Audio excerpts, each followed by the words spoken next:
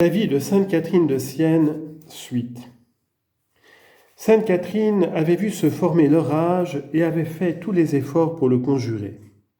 Elle était restée à Pise et à Lucques pour maintenir ces deux villes dans la fidélité au Saint-Siège, et elle écrivait de tous les côtés pour ramener les esprits à la paix. Elle s'adressait surtout à Grégoire XI et cherchait à apaiser sa juste indignation. Elle sollicite dans les lettres qu'elle lui écrit son indulgence pour les Florentins en lui rappelant les causes de leur révolte. Elle reconnaît leurs torts, mais elle s'adresse au cœur d'un père et lui demande au nom de l'amour le pardon de ses enfants. La douceur sera plus efficace que la guerre qui perdrait les âmes. Elle ne lui conseille pas d'abandonner les droits et les biens de l'Église, mais les biens spirituels sont plus précieux et en les recouvrant par la miséricorde, il retrouvera les autres. Citation. Vous me direz peut-être, Saint-Père, que vous êtes obligé en conscience de conserver et de recouvrer les biens de l'Église. Hélas, je l'avoue, c'est la vérité, mais il me semble qu'il vaut mieux encore conserver une chose qui est plus précieuse. Le trésor véritable de l'Église est le sang du Christ donné pour le prix des âmes. Ce trésor du sang n'a pas été payé pour les biens temporels, mais pour le salut du genre humain. En admettant que vous êtes tenu de conquérir et de conserver les richesses, les droits que l'Église a perdus, vous êtes tenu bien davantage à reconquérir tant de brebis qui sont un trésor pour l'Église. Elle serait trop appauvrie si elle les perdait. Elle ne deviendrait pas pauvre elle-même parce que le sang du Christ ne peut diminuer, mais elle perdrait cet ornement de gloire qu'elle reçoit des vertus et de l'obéissance de ceux qui lui sont soumis. Il vaut mieux négliger les intérêts temporels que les intérêts spirituels. Faites seulement ce que vous pourrez et vous serez excusés devant Dieu et devant les hommes. Vous vaincrez bien mieux avec les armes de la douceur, de l'amour et de la paix qu'avec les rigueurs de la guerre, et vous rentrerez ainsi dans vos droits spirituels et temporels.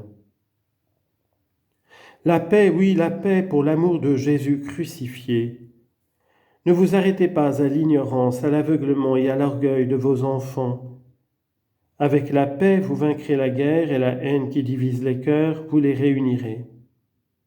Voyez les deux maux qui se présentent, la perte de la grandeur, de la puissance et des biens temporels que vous vous croyez obligés de conquérir, et la perte de la grâce dans les âmes et de l'obéissance qu'elles doivent à votre sainteté. Comparez ces deux maux et choisissez le moindre, et en choisissant le moindre pour fuir le plus grand, vous les éviterez tous les deux, et vous y gagnerez de toute manière, car vous aurez retrouvé par la paix vos enfants et avec eux ce qu'ils vous doivent. Fin de la lettre 2 à Grégoire XI. Elle s'excuse ensuite de lui parler ainsi, mais c'est dans son intérêt et parce qu'elle y est forcée par la vérité même.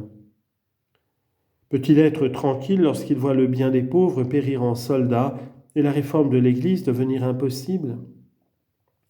Il se croit obligé de nommer des prélats qui puissent lui procurer d'utiles alliances, et ce sont des hommes vertueux qu'il faut.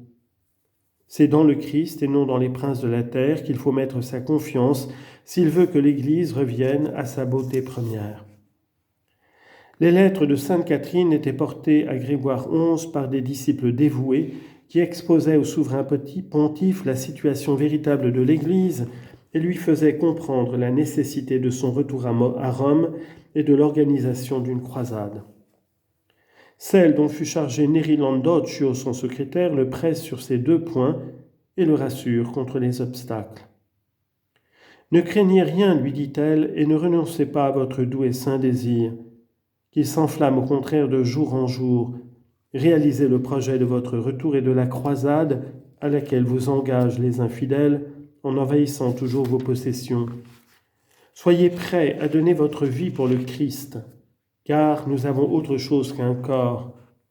Pourquoi ne pas donner 1000 fois sa vie, s'il le faut, pour l'honneur de Dieu et le salut des âmes ? Le Christ l'a fait, et vous, son vicaire, vous devez le remplacer. N'est-ce pas l'usage que le lieutenant suive les traces et les exemples de son capitaine ? Venez, venez donc, ne tardez plus, afin de pouvoir faire bientôt la guerre aux infidèles et de n'être plus arrêtés par les membres corrompus qui se sont révoltés contre vous. La paix, la paix, la paix, mon doux père, et non plus la guerre. Je vous prie d'écouter et d'accorder, si vous le pouvez, ce que vous dira le porteur de cette lettre. Donnez-lui audience, je vous prie, et ajoutez foi à ses paroles, car on ne peut pas tout dire par écrit. Si vous voulez me communiquer des choses secrètes, vous pouvez les lui confier en toute assurance. Quant à ce que je puis faire, s'il fallait ma vie, je la donnerais bien volontiers pour l'honneur de Dieu et le salut des âmes. Fin de citation de la lettre 3 à Grégoire XI. Grégoire inclinait naturellement à la paix, mais il était entouré de conseillers qui demandaient la guerre et la vengeance. Il écouta cependant les sollicitations pressantes de Sainte Catherine et tenta un accommodement. Son armée était prête. Avant de la faire partir, il envoya 3 députés porter à Florence des propositions avantageuses. Il voulait bien oublier les outrages qu'il avait reçus et assurer la liberté de Pérouse et de Città di Castello, mais les Florentins devaient cesser toute hostilité et ne pas exciter la ville de Bologne à la révolte. Les bons citoyens applaudirent à ces conditions plus favorables qu'ils ne pouvaient l'espérer. Mais tandis qu'on réglait cet accommodement, les 8 de la guerre, qui redoutaient la paix, donnèrent ordre au comte Antonio Bruscoli de marcher sur Bologne. Il y entra armé, souleva le peuple, qui chassa les troupes pontificales et retint le légat prisonnier. Cette trahison indigna le souverain pontife et arrêta les négociations.